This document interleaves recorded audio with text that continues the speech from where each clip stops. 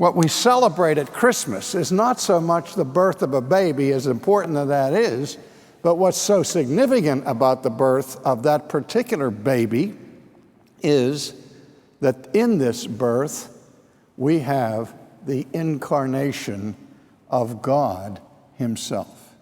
And incarnation means a coming in the flesh. We know how John begins his gospel. In the beginning was the Word, and the Word was with God, and the Word was God. So in that very complicated introductory statement, he distinguishes between the Word and God, and then in the next breath identifies the two. The Word was with God, and the Word was God.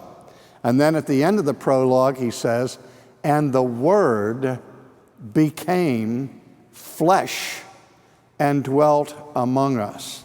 Now, in this enfleshment, if you will, of Christ appearing on this planet, it's not that God suddenly changes through a metamorphosis into a man, so that the divine nature sort of passes out of existence or comes into a new form of fleshiness.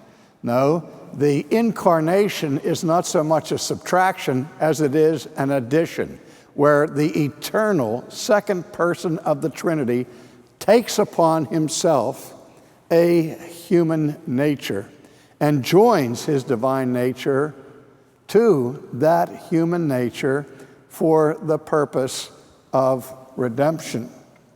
In the 19th century, liberal scholars propounded a doctrine called the kenotic theory of the incarnation. And you may have heard it, the idea being that when Jesus came to this earth, he laid aside his divine attributes so that the God-man, at least touching his deity, no longer had the divine attributes of omniscience, omnipotence, and all the rest. But of course, that would totally deny the very nature of God, who is immutable. Even in the incarnation, the divine nature does not lose his divine attributes. He doesn't communicate them to the human side. He doesn't deify the human nature. But in the mystery of the union between the divine and the human natures of Jesus, the human nature is truly human. It's not omniscient. It's not omnipotent. It's none of those things.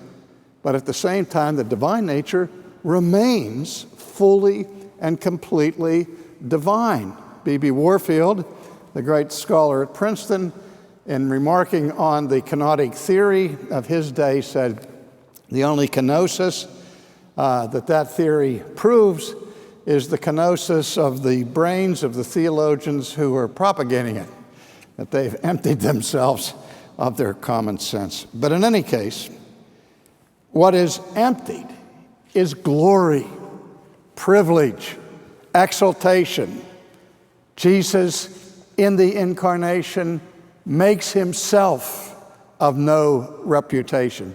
He allows his own divine exalted standing to be subjected to human hostility and human criticism and denial. He took the form of a bondservant, and coming in the likeness of men. This is an amazing thing, that he doesn't just come as a man, he comes as a slave. He comes in a station that carries with it no exaltation, no dignity, only indignity. And being found in appearance as a man, he humbled himself and became obedient even to the point of death, the shameful death of the cross.